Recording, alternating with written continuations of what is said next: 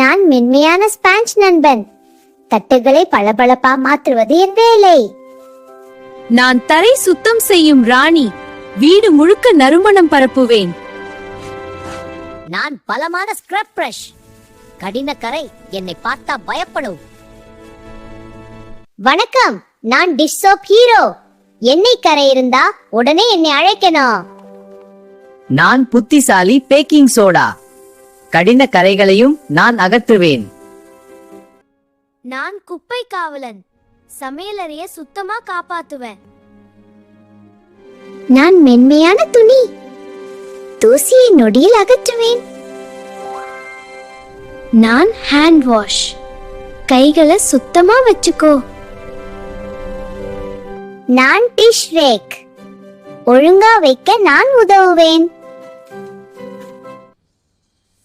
சின்ன ஹீரோக்கள் சேர்ந்து பெரிய சுத்தம் செய்வோம்.